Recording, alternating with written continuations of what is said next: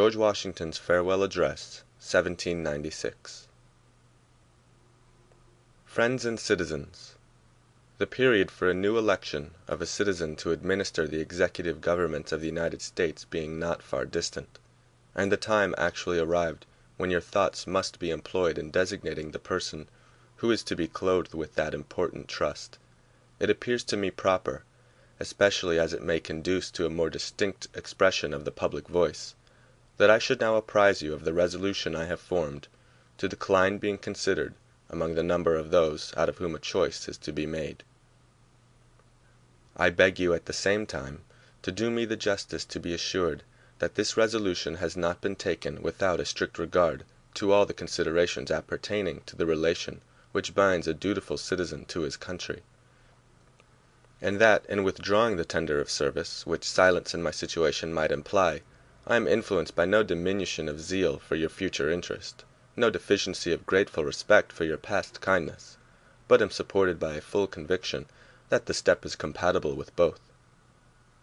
The acceptance of and continuance hitherto in the office to which your suffragers have twice called me have been a uniform sacrifice of inclination to the opinion of duty, and to a deference for what appeared to be your desire. I constantly hoped that it would have been much earlier in my power, consistently with motives which I was not at liberty to disregard, to return to that retirement from which I had been reluctantly drawn. The strength of my inclination to do this, previous to the last election, had even led to the preparation of an address to declare it to you. But mature reflection on the then perplexed and critical posture of our affairs with foreign nations, and the unanimous advice of persons entitled to my confidence, impelled me to abandon the idea.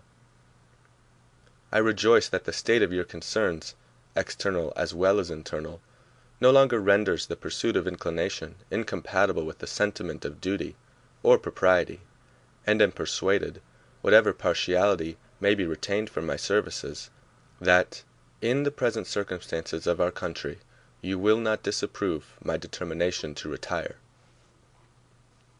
The impressions with which I first undertook the arduous trust were explained on the proper occasion. In the discharge of this trust, I will only say that I have with good intentions contributed towards the organization and administration of the government the best exertions of which a very fallible judgment was capable.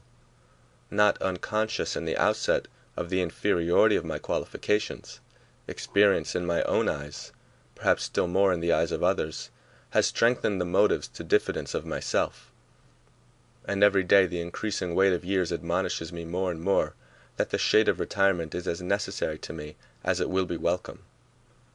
Satisfied that if any circumstances have given peculiar value to my services, they were temporary, I have the consolation to believe that, while choice and prudence invite me to quit the political scene, patriotism does not forbid it. In looking forward to the moment which is intended to terminate the career of my public life, my feelings do not permit me to suspend the deep acknowledgment of that debt of gratitude which I owe to my beloved country, for the many honors it has conferred upon me, still more for the steadfast confidence with which it has supported me, and for the opportunities I have thence enjoyed of manifesting my inviolable attachment, by services faithful and persevering, though in usefulness unequal to my zeal.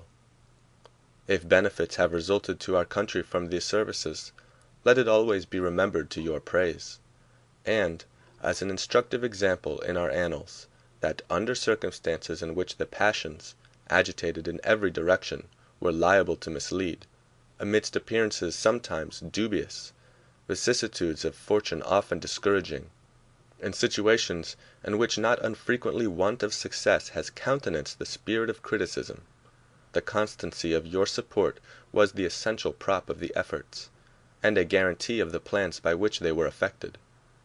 Profoundly penetrated with this idea, I shall carry it with me to my grave, as a strong incitement to unceasing vows that Heaven may continue to you the choicest tokens of its beneficence, that your union and brotherly affection may be perpetual, that the free constitution, which is the work of your hands, may be sacredly maintained, that its administration in every department may be stamped with wisdom and virtue, that, in fine, the happiness of the people of these States, under the auspices of liberty, may be made complete by so careful a preservation and so prudent a use of this blessing, as will acquire to them the glory of recommending to it the applause, the affection, and adoption of every nation which is yet a stranger to it. Here, perhaps, I ought to stop. But a solicitude for your welfare, which cannot end but with my life, and the apprehension of danger, natural to that solicitude, urge me, on an occasion like the present, to offer to your solemn contemplation, and to recommend to your frequent review, some sentiments which are the result of much reflection, of no inconsiderable observation, and which appear to me all important to the permanency of your felicity as people. These will be offered to you with the more freedom, as you can only see in them the disinterested warnings of a parting friend, who can possibly have no personal motive to bias his counsel, nor can I forget, as an encouragement to it, your indulgent reception of my sentiments on a former and not dissimilar occasion. Interwoven as is the love of liberty with every ligament of your hearts, no recommendation of mine is necessary to fortify or confirm the attachment. The unity of government which constitutes you one people is also now dear to you. It is justly so, for it is a main pillar in the edifice of your real independence, the support of your tranquillity at home, your peace abroad, of your safety, of your prosperity, of that very liberty which you so highly prize. But, as it is easy to foresee that, from different causes and from different quarters, much pains will be taken, many artifices employed to weaken in your minds the conviction of this truth, as this is the point in your political fortress against which the batteries of internal and external enemies will be most constantly and actively, though often covertly and insidiously, directed. It is of infinite moment that you should properly estimate the immense value of your national unity to your collective and individual happiness, that you should cherish a cordial, habitual, and immovable attachment to it, accustoming yourself to think and speak of it as the palladium of your political safety and prosperity, watching for its preservation with jealous anxiety, discountenancing whatever may suggest even a suspicion that it can in any event be abandoned, and indignantly frowning upon the first dawning of every attempt to alienate any portion of our country from the rest, or to enfeeble the sacred ties which now link together the various parts. For this you have every inducement of sympathy and interest. Citizens, by birth or choice, of a common country, that country has a right to concentrate your affections. The name of American, which belongs to you in your national capacity, must always exalt the just pride of patriotism more than any appellation derived from local discriminations. With slight shades of difference, you have the same religion, manners, habits, and political principles. You have in a common cause fought and triumphed together. The independence and liberty you possess are the work of joint counsels and joint efforts of common dangers, sufferings, and successes. But these considerations, however powerfully they address themselves to your sensibility, are greatly outweighed by those which apply more immediately to your interest. Here, every portion of our country finds the most commanding motives for carefully guarding and preserving the union of the whole. The North, in an unrestrained intercourse with the South, protected by the equal laws of a common government, finds in the productions of the latter great additional resources of maritime and commercial enterprise, and precious materials of manufacturing industry. The South, in the same intercourse, benefiting by the agency of the North, sees its agriculture grow, and its commerce expand.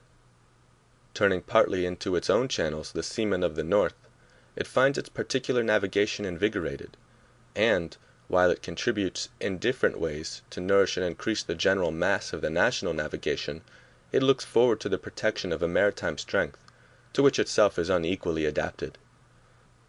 The East, in a like intercourse with the West, already finds, and in the progressive improvement of interior communication by land and water, will more and more find, a valuable vent for the commodities which it brings from abroad, or manufactures at home.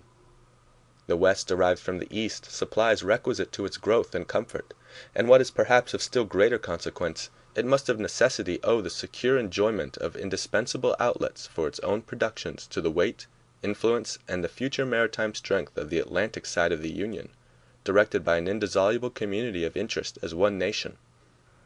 Any other tenure by which the West can hold this essential advantage, whether derived from its own separate strength or from an apostate and unnatural connection with any foreign power, must be intrinsically precarious. While, then, every part of our country thus feels an immediate and particular interest in union, all the parts combined cannot fail to find in the united mass of means and efforts greater strength, greater resource, proportionably greater security from external danger, a less frequent interruption of their peace by foreign nations, and, what is of inestimable value, they must derive from union an exemption from those broils and wars between themselves, which so frequently afflict neighboring countries not tied together by the same governments, which their own rivalships alone would be sufficient to produce, but which opposite foreign alliances, attachments, and intrigues would stimulate and embitter. Hence, likewise, they will avoid the necessity of those overgrown military establishments, which, under any form of government, are inauspicious to liberty, and which are to be regarded as particularly hostile to republican liberty. In this sense, it is that your union ought to be considered as a main prop of your liberty, and that the love of the one ought to endear you to the preservation of the other. These considerations speak a persuasive language to every reflecting and virtuous mind, and exhibit the continuance of the Union as a primary object of patriotic desire. Is there a doubt whether a common government can embrace so large a sphere? Let experience solve it. To listen to mere speculation in such a case were criminal. We are authorized to hope that a proper organization of the whole, with the auxiliary agency of governments for the respective subdivisions, will afford a happy issue to the experiment. It is well worth a fair and full experiment. With such powerful and obvious motives to union, affecting all parts of our country, while experience shall not have demonstrated its impracticability, there will always be reason to distrust the patriotism of those who in any quarter may endeavor to weaken its bands. In contemplating the causes which may disturb our union, it occurs as a matter of serious concern that any ground should have been furnished for characterizing parties by geographical discriminations, northern and southern, Atlantic and western, whence designing men may endeavor to excite a belief that there is real difference of local interests and views. One of the expedients of party to acquire influence within particular districts is to misrepresent the opinions and aims of other districts.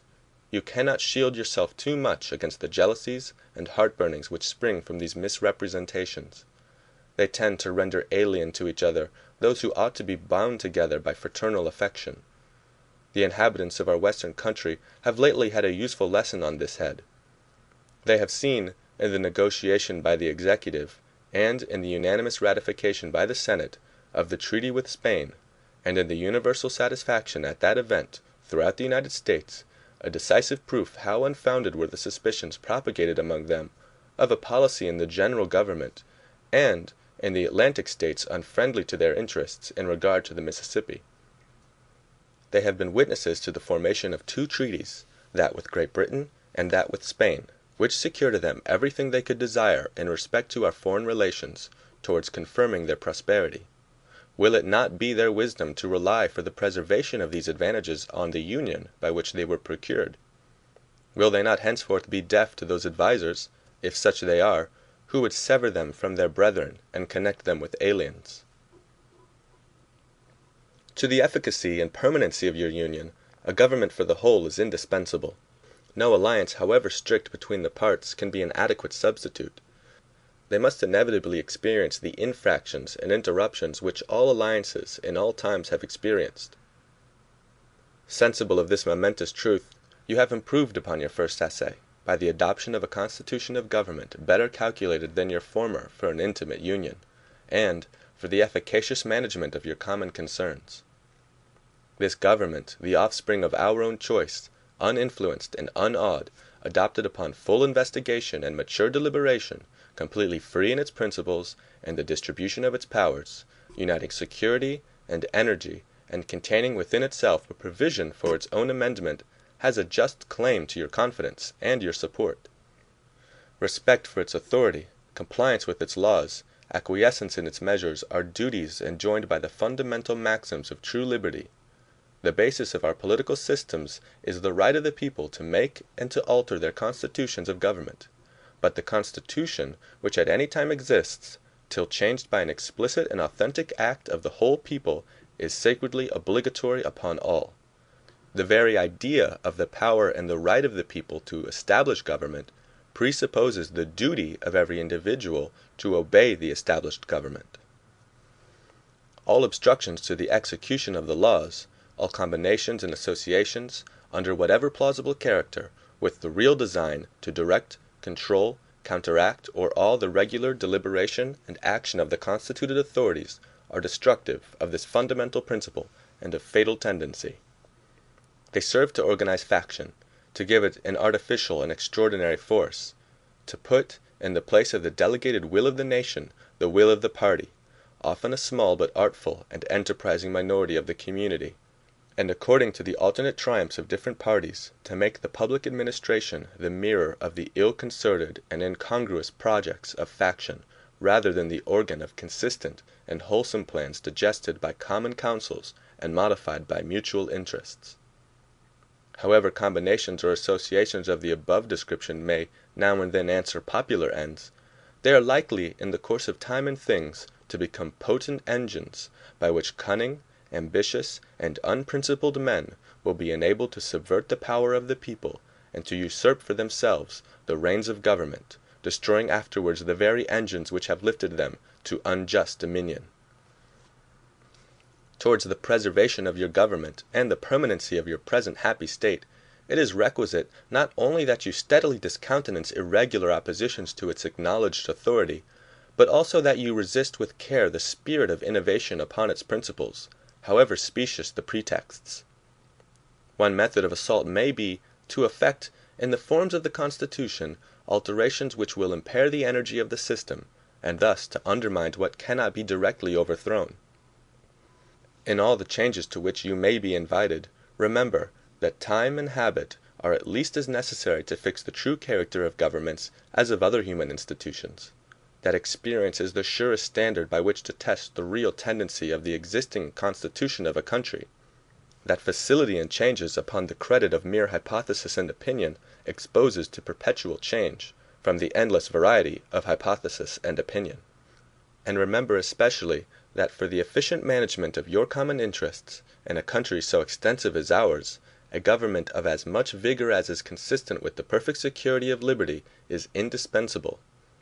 Liberty itself will find in such a government, with powers properly distributed and adjusted, its surest guardian. It is indeed little else than a name, where the government is too feeble to withstand the enterprises of faction, to confine each member of the society within the limits prescribed by the laws, and to maintain all in the secure and tranquil enjoyment of the rights of person and property. I have already intimated to you the danger of parties of the state, with particular reference to the founding of them on geographical discriminations. Let me now take a more comprehensive view, and warn you in the most solemn manner against the baneful effects of the spirit of party generally. This spirit unfortunately is inseparable from our nature, having its root in the strongest passions of the human mind. It exists under different shapes in all governments, more or less stifled, controlled, or repressed, but in those of the popular form it is seen in its greatest rankness, and is truly their worst enemy. The alternate domination of one faction over another, sharpened by the spirit of revenge, natural to party dissension, which in different ages and countries has perpetrated the most horrid enormities, is itself a frightful despotism. But this leads at length to a more formal and permanent despotism. The disorders and miseries which result gradually incline the minds of men to seek security and repose in the absolute power of an individual, and sooner or later the chief of some prevailing faction, more able or more fortunate than his competitors, turns this disposition to the purposes of his own elevation, on the ruins of public liberty. Without looking forward to an extremity of this kind, which nevertheless ought not to be entirely out of sight, the common and continual mischiefs of the spirit of party are sufficient to make it the interest and duty of a wise people to discourage and restrain it. It serves always to distract the public councils and enfeeble the public administration. It agitates the community with ill-founded jealousies and false alarms, kindles the animosity of one part against another, foments occasionally riot and insurrection. It opens the door to foreign influence and corruption, which finds a facilitated access to the government itself through the channels of party passions. Thus the policy and the will of one country are subjected to the policy and will of another. There is an opinion that parties in free countries are useful checks upon the administration of the government, and serve to keep alive the spirit of liberty. This within certain limits is probably true, and in governments of a monarchical cast, patriotism may look with indulgence, if not with favor, upon the spirit of party. But in those of the popular character, in governments purely elective, it is a spirit not to be encouraged. From their natural tendency, it is certain there will always be enough of that spirit for every salutary purpose, and there being constant danger of excess, the effort ought to be by force of public opinion to mitigate and assuage it. A fire not to be quenched, it demands a uniform vigilance to prevent its bursting into flame, lest, instead of warming, it should consume.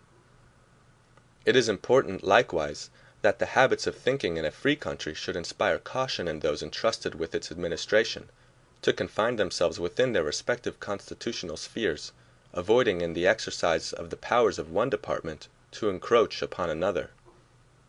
The spirit of encroachment tends to consolidate the powers of all the departments into one, and thus to create, whatever the form of government, a real despotism. A just estimate of that love of power and proneness to abuse it which predominates in the human heart is sufficient to satisfy us of the truth of this position. The necessity of reciprocal checks in the exercise of political power, by dividing and distributing it into different depositaries, and constituting each the guardian of the public weal against invasions by the others, has been evinced by experiments ancient and modern, some of them in our country and under our own eyes. To preserve them must be as necessary as to institute them. If, in the opinion of the people, the distribution or modification of the constitutional powers be in any particular wrong, let it be corrected by an amendment in the way which the Constitution designates. But let there be no change by usurpation, for though this in one instance may be the instrument of good, it is the customary weapon by which free governments are destroyed. The precedent must always greatly overbalance in permanent evil any partial or transient benefit which the use can at any time yield. Of all the dispositions and habits which lead to political prosperity, religion and morality are indispensable supports. In vain would that man claim the tribute of patriotism who should labor to subvert these great pillars of human happiness, these firmest props of the duties of men and citizens. The mere politician, equally with the pious man, ought to respect and cherish them. A volume could not trace all their connections with private and public felicity. Let it simply be asked, where is the security for property, for reputation, for life, if the sense of religious obligation desert the oaths which are the instruments of investigation in courts of justice? And let us with caution indulge the supposition that morality can be maintained without religion. Whatever may be conceded to the influence of refined education on minds of peculiar structure, reason and experience both forbid us to expect that national morality can prevail in exclusion of religious principle. It is substantially true that virtue, or morality, is the necessary spring of popular government.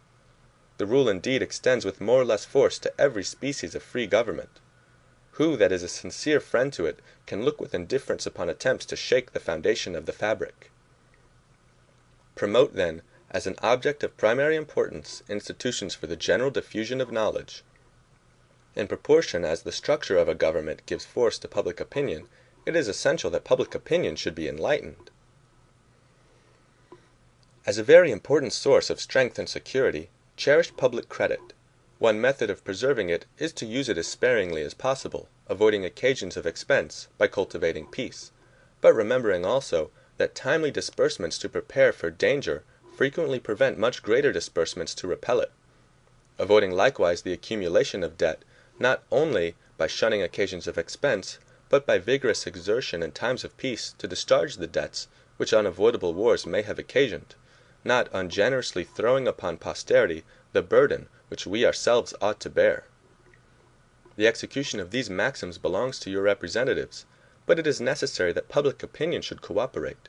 To facilitate to them the performance of their duty, it is essential that you should practically bear in mind that towards the payment of debts there must be revenue, that to have revenue there must be taxes, that no taxes can be devised which are not more or less inconvenient and unpleasant, that the intrinsic embarrassment, inseparable from the selection of the proper objects, which is always a choice of difficulties, ought to be a decisive motive for a candid construction of the conduct of the government in making it, and for a spirit of acquiescence in the measures for obtaining revenue, which the public exigencies may at any time dictate. Observe good faith and justice towards all nations. Cultivate peace and harmony with all. Religion and morality enjoin this conduct, and can it be that good policy does not equally enjoin it?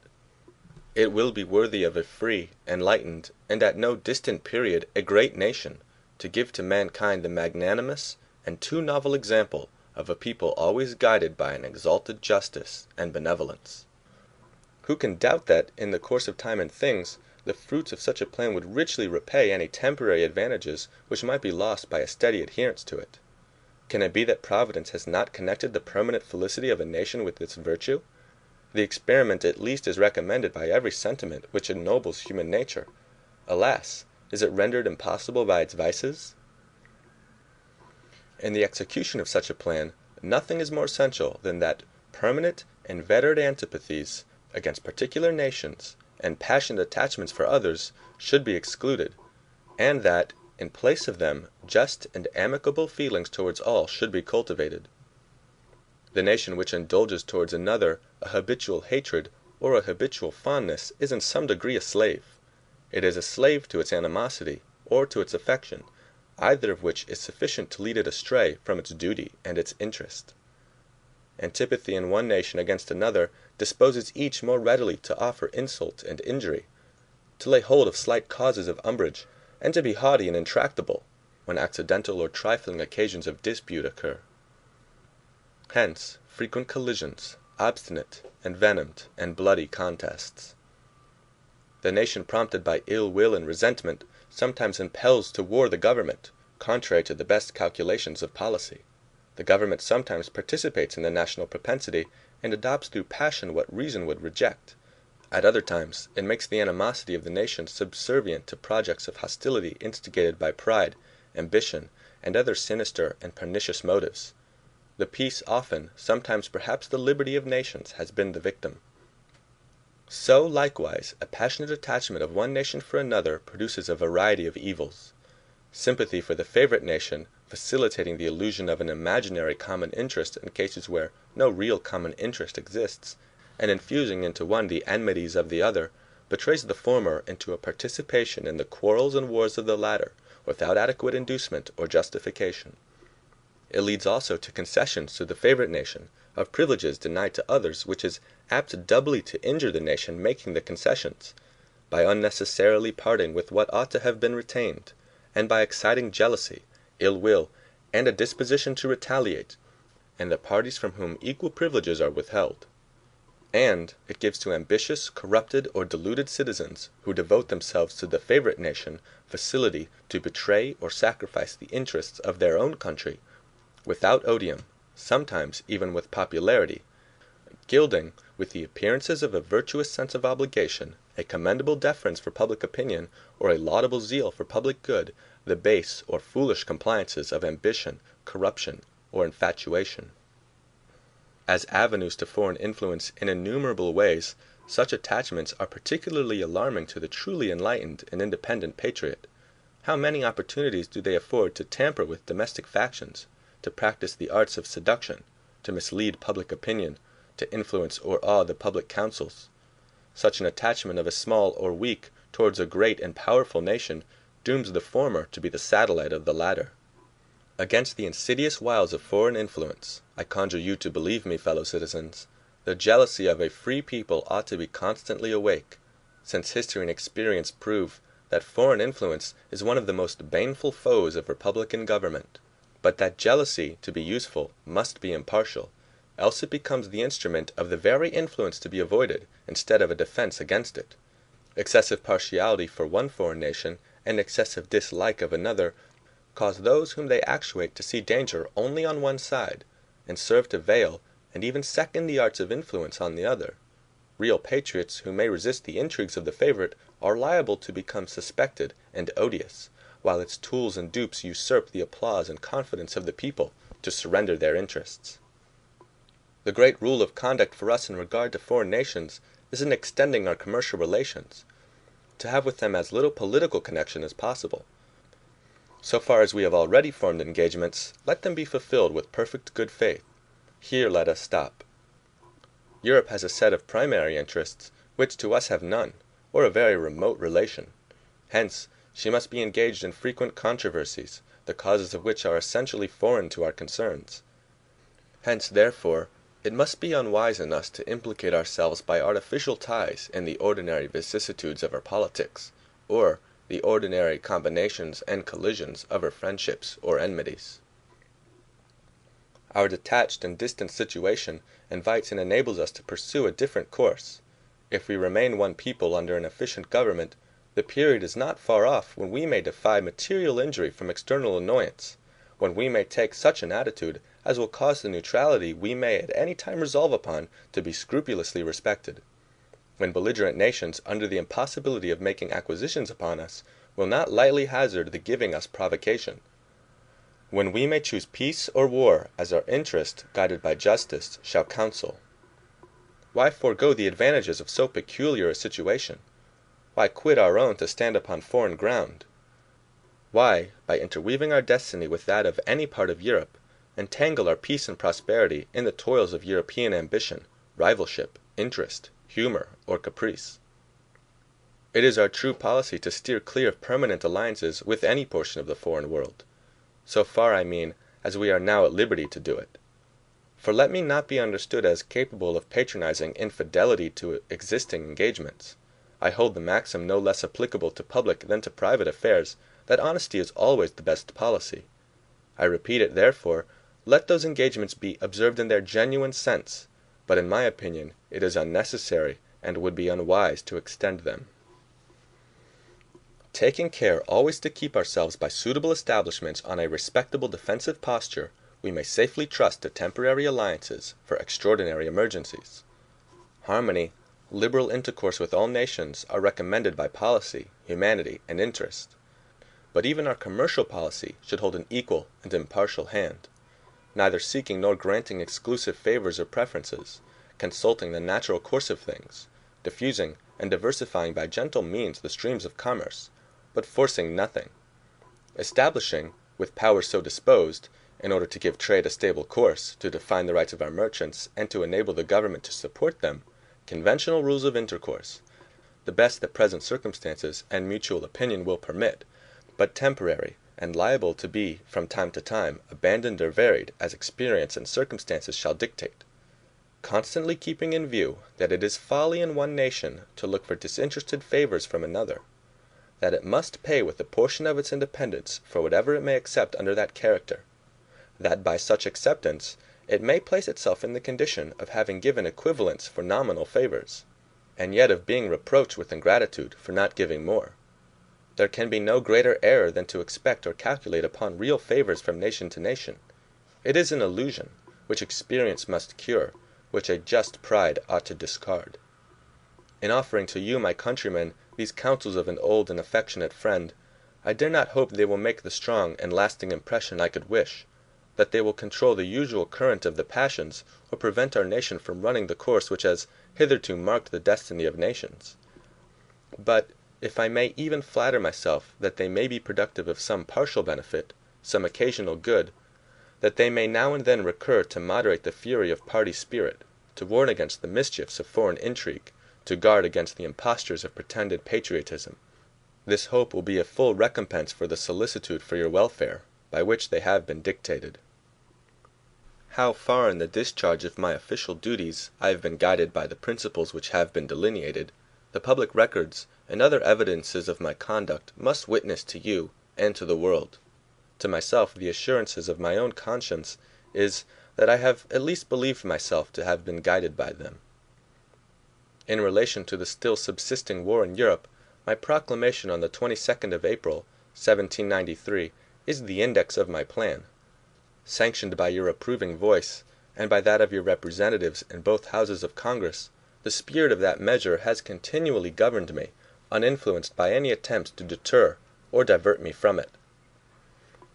After deliberate examination, with the aid of the best lights I could obtain, I was well satisfied that our country, under all the circumstances of the case, had a right to take, and was bound in duty and interest to take, a neutral position. Having taken it, I determined, as far as should depend upon me, to maintain it, with moderation, perseverance, and firmness. The considerations which respect the right to hold this conduct it is not necessary on this occasion to detail. I will only observe that, according to my understanding of the matter, that right, so far from being denied by any of the belligerent powers, has been virtually admitted by all. The duty of holding a neutral conduct may be inferred, without anything more, from the obligation which justice and humanity impose on every nation, in cases in which it is free to act, to maintain inviolate the relations of peace and amity towards other nations.